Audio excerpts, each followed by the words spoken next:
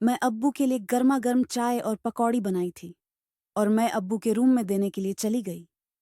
लेकिन अब्बू को देखकर मैं शर्मा गई क्योंकि अब्बू अपने चड्डी में थे और वो मुझे बहुत गौर से देख रहे थे। मैंने अब्बू से धीमी आवाज में कहा, अब्बू ये लो, मैंने आपके लिए ये पकवान बनाई है, जरा छक्कर बताओ कैसा है। अब्बू ने धीरे से एक पकौड़ी उठाए और खाए। तभी मैंने पूछा, अब्बू कैसा है? अब्बू मुस्कुराकर बोले, बहुत अच्छा बनाई हो अलीशा। मैं मुस्कुरा दी। तभी अब्बू बोले, अरे तुम दूर क्यों हो, आओ मेरे पास बैठो। मैं उनके पास जाकर बैठ गई। अब अब्बू का औसार उनके अंडरवियर में साफ नजर आ रहा था। अब्बू भी मुझे दिखाना चाहते थे लेकिन कहीं न कहीं वो कहने में हिचकिचाते थे। लेकिन तभी अब्बू का हाथ मेरे संतरे पर। मेरा नाम अलीशा है, उम्र है 18 साल। हम राजस्थान के एक छोटे से शहर में रहते हैं। अल्हम्दुलिल्लाह, मैं दिखने में भी ठीक ठाक ही हूँ। अक्सर लोग कहते हैं कि माशा अल्लाह बड़ी प्यारी बच्ची है। लेकिन मेरे लिए सबसे बड़ी बात यह है कि मेरे अब्बू हमेशा मुझे देखते हुए मुस्कुराते हैं और कहते हैं, अलीशा, तू तो बिल्कुल अपनी अम्मी पर गई है। मेरी अम्मी का इंतकाल तब हो गया था जब मैं सिर्फ 10 साल की थी। उस दिन आज भी मुझे याद है जैसे कल ही की बात हो। मैं स्कूल से आई थी, नीली फ्रॉक पहनी थी, बाल खुले थे और गली में भागती हुई घर पहुंची थी। घर के बाहर कई औरतें जमा थीं, सबकी आंखों से आंसू बह रहे थे। अंदर गई तो देखा मेरी अम्मी को सफेद चादर में लपेट दिया गया था। उस वक्त समझ में नहीं आया था कि क्या हो रहा है। बस अब्बू को देखा जो सिर झुकाए बैठे थे, उनके आंसू थम ही नहीं रहे थे। अम्मी चली गईं तो घर एकदम सूना हो गया था। अब्बू ने ही माँ और बाप दोनों का फर्ज निभाया। खुद के गम को दिल में दबा के मेरी हर छोटी बड़ी जरूरत का ख्याल रखा। वो खुद सरकारी स्कूल में उस्ताद हैं, टीचर। बच्चों को उर्दू पढ़ाते हैं। सुबह तड़के नमाज पढ़ के स्कूल चले जाते और दोपहर को घर लौटते। घर आने के बाद सारा वक्त मेरा ही होता। कभी मेरा स्कूल का काम देखते, कभी मेरे लिए कहानियां सुनाते, कभी बाजार ले जाते। अब्बू बड़े सख्त मिजाज के हैं दुनिया के लिए, मगर मेरे लिए दिल से भी ज्यादा नर्म। मेरी जरा सी तबीयत खराब हो जाए तो पूरी रात बैठकर दुआएं करते हैं। मेरा बुखार उतर जाए इसके लिए खुदा से मिन्नतें करते हैं। अब्बू के बिना मेरी जिंदगी अधूरी है। हमारा घर बहुत बड़ा नहीं है लेकिन बहुत प्यारा है। दो छोटे छोटे कमरे, एक रसोई और सामने एक छोटी सी बैठक। दीवारों पर सफेद चूने का रंग। आंगन में एक नीम का पेड़ है जिसके नीचे बैठकर अब्बू अक्सर कुरान की तिलावत करते हैं। अब मेरी उम्र 18 साल हो चुकी है। हर रोज अब्बू मुझसे कहते हैं, बेटा, अब तुझे तालीम पूरी करनी है, तुझे काबिल बनना है ताकि कल को खुद अपने पैरों पर खड़ी हो सके। मैं भी पढ़ाई में अच्छी हूँ। अब्बू ने मुझे एक अच्छे कॉलेज में दाखिला दिलवाया है। कॉलेज घर से थोड़ा दूर है, मगर हर रोज खुद मुझे छोड़ने जाते हैं। कभी किसी अनजान लड़के की नजर मुझ पर पड़ती है तो अब्बू की आंखों में गुस्सा चमक उठता है। वो किसी को बोलते नहीं, बस एक नजर घूरते हैं और सामने वाला सिर झुका लेता है। अक्सर रास्ते में अब्बू से ढेर सारी बातें करती हूँ। कुछ बातें ऐसी भी होती हैं जो शायद कोई और बेटी अपने बाप से ना कह सके, जैसे अपने सपनों के बारे में, अपने डर के बारे में, अपने अंदर छुपे सवालों के बारे में। अब्बू बड़े इत्मीनान से सब सुनते हैं और हर बार ऐसी मिसालें देते हैं कि दिल को सुकून मिल जाता है। एक दिन का किस्सा तो आज तक भूल नहीं पाई। कॉलेज से लौटते वक्त हम रास्ते में रुके थे, एक छोटे से चाय के ढाबे पर। वहां एक बुढ़िया बैठी थी, मैले कुचैले कपड़े पहने हुए। अब्बू ने मुझसे कहा, बेटा, जरा देखना, खुदा के बंदों की खिदमत करना सबसे बड़ी इबादत है। और उन्होंने उस बुढ़िया को खाना खिलाया। मैंने देखा उस औरत की आंखों से आंसू बह निकले थे। उसी वक्त अब्बू के लिए मेरे दिल में और भी ज्यादा मोहब्बत भर गई थी। लेकिन जिंदगी में हमेशा खुशियां ही नहीं होती। कुछ साए ऐसे भी होते हैं जो पीछा नहीं छोड़ते। कुछ दिन पहले से अब्बू कुछ परेशान से रहने लगे थे। रातों को उठ उठ कर दरवाजे की कुंडी चेक करते थे। मैंने पूछा भी, अब्बू, सब खैरियत है ना? तो उन्होंने बस इतना कहा, हाँ बेटा, कुछ नहीं, बस यूं ही। लेकिन मुझे चैन नहीं आया।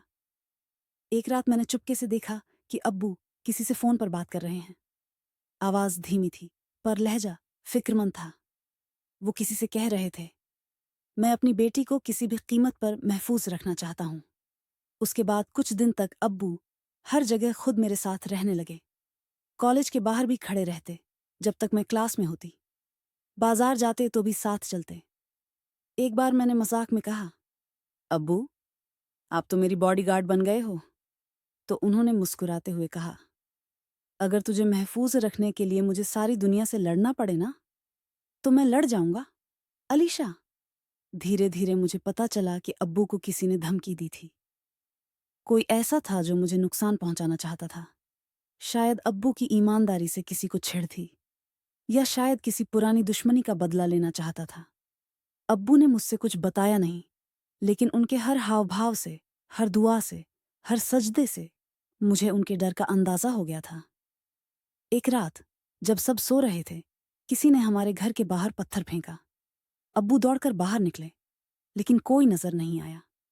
मैं डर के मारे कांप रही थी। अब्बू ने मुझे गले से लगा लिया और बस इतना कहा, डर मत अलीशा, अल्लाह हमारे साथ है।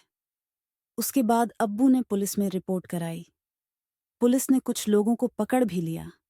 बाद में पता चला कि वो लोग पेशेवर गुंडे थे। किसी ने उन्हें सुपारी दी थी। अल्लाह का करम हुआ कि हम महफूज रहे। इन सब हादसों के बाद अब्बू ने मुझसे वादा लिया कि मैं जिंदगी में कभी कमजोर नहीं पड़ूंगी। उन्होंने कहा, बेटा, तुझे मजबूत बनना होगा। खुदा पर भरोसा रख के हर मुश्किल से लड़ना होगा। अब जब भी मैं नमाज के लिए हाथ उठाती हूँ, तो सबसे पहले अब्बू की सलामती की दुआ मांगती हूँ और दिल से शुक्र अदा करती हूँ उस खुदा का जिसने मुझे ऐसा बाप दिया जो दुनिया में मेरा सबसे बड़ा सहारा है। कभी कभी नीम के पेड़ के नीचे बैठकर मैं सोचती हूँ कि कैसे वक्त ने मुझे माँ के बिना बड़ा किया, लेकिन अब्बू की मोहब्बत ने कभी मुझे माँ की कमी महसूस नहीं होने दी। उनका हर लफ्ज, हर दुआ, हर हिम्मत देने वाली बात मेरे दिल में गहरे उतर गई है। उस रात के बाद अब्बू ने घर में कुछ और भी इंतजाम कर दिए थे। दरवाजे पर एक नया ताला लगवाया था, खिड़कियों पर मजबूत ग्रिल लगवाई थी, और सबसे बढ़कर हर नमाज के बाद मेरी सलामती के लिए दुआ करते थे।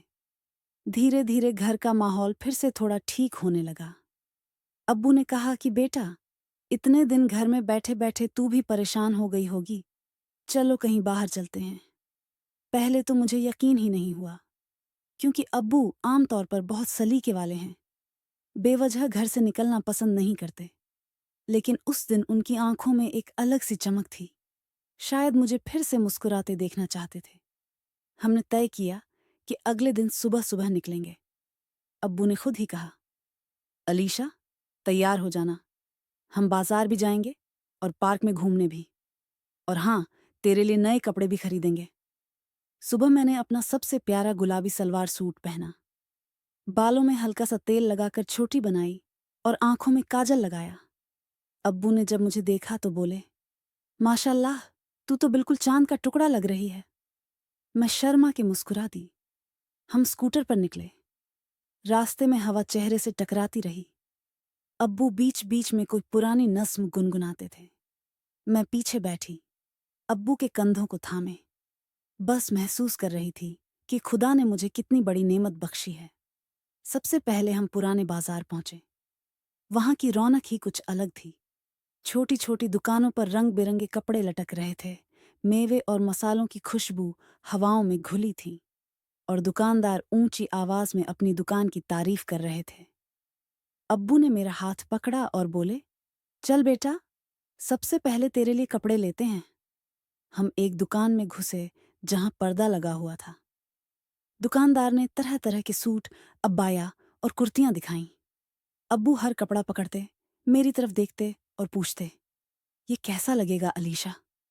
मैं कभी हाँ में सिर हिलाती, कभी मना करती।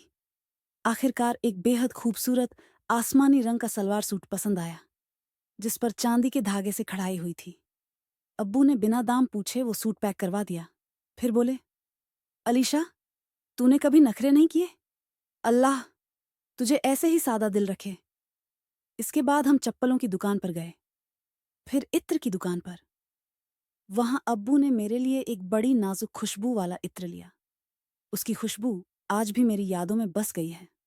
बाजार से बाहर निकलते वक्त अचानक अब्बू ने कहा, चल आज तुझे तेरी अम्मी वाली जगह दिखाता हूं। मैं हैरान रह गई। इतने सालों में अब्बू ने कभी नहीं बताया था कि अम्मी से उनकी पहली मुलाकात कहाँ हुई थी। हम स्कूटर पर बैठे और शहर के पुराने हिस्से की तरफ निकल पड़े। तंग गलियां, ऊंचे पुराने मकान और हवा में मिट्टी की सौंधी खुशबू। एक छोटी सी मस्जिद के पास रुके। अब्बू ने इशारा करते हुए कहा, यहीं इसी मस्जिद के बाहर तेरी अम्मी से पहली बार मुलाकात हुई थी। वो अपने वालिद के साथ आई थी और मैं अपने दोस्तों के साथ नमाज पढ़ने आया था। पहली नजर में ही दिल हार बैठा था। मैंने अब्बू की आंखों में अजीब सी नमी देखी। ऐसा लगा जैसे वक्त का पहिया पीछे घूम गया हो। कुछ देर हम दोनों चुपचाप उस मस्जिद को देखते रहे। फिर अब्बू ने खुद को संभाला और बोले, चल बेटा, आज बहुत बातें हो गईं, अब कुछ खाने चलते हैं। हम एक पुराने से रेस्तरां में गए जहां लकड़ी की बेंचें और पीतल के गिलास थे। अब्बू ने मेरे लिए बिरयानी मंगाई और खुद चिकन कबाब लिए। खाते खाते अब्बू मुझसे कॉलेज के बारे में पूछने लगे। मैंने अपनी दोस्त फराह और रुखसाना के बारे में बताया और कैसे टीचर हमें रोज नसीहतें देती हैं कि लड़कियों को खुददार बनना चाहिए। अब्बू बड़े गौर से सुनते रहे। फिर बोले, अलीशा बेटा, तालीम से बढ़कर कोई ज़ेवर नहीं। तुझे खूब पढ़ना है, अपना मुकाम बनाना है। अल्लाह तुझसे राजी हो। वापस लौटते हुए रास्ते में आसमान सुनहरी हो रहा था। सूरज डूबने को था। अब्बू ने स्कूटर रोक दिया एक तालाब के किनारे। हम दोनों किनारे पर बैठे और चुपचाप पानी को देखते रहे जिसमें सूरज का अक्स चमक रहा था। अब्बू, मैंने धीरे से कहा, अगर अम्मी आज होती तो कितना अच्छा होता ना। अब्बू ने मेरी तरफ देखा, फिर आसमान की तरफ और बोले, वो आज भी हमारे पास हैं बेटा, तेरे चेहरे में, तेरी हंसी में, तेरी मासूमियत में। उस पल दिल के अंदर एक मीठा सा दर्द उठा, जैसे किसी ने दिल पर हल्के से दस्तक दी हो। घर लौटे तो अब्बू ने वो सारे नए सामान मुझे दिखाने को कहा। मैंने एक एक चीज निकाली, पहन कर दिखाई। हर बार अब्बू ताली बजाकर कहते, वाह माशाअल्लाह, मेरी गुड़िया तो हुस्न की मूरत बन गई है। रात को खाना खाकर मैं छत पर लेट गई। ठंडी हवा चल रही थी। दूर कहीं से अजान की आवाज आ रही थी। मैं सोच रही थी कि कितनी किस्मत वाली हूं कि मुझे ऐसा अब्बू मिला। अचानक मोबाइल बजा। स्क्रीन पर अनजान नंबर था। डरते डरते उठाया तो दूसरी तरफ एक फुसफुसाती हुई आवाज आई, अलीशा, बहुत जल्द तुमसे मिलने वाला हूं। सारा जिस्म सिहर उठा। हाथ से मोबाइल गिरते गिरते बचा।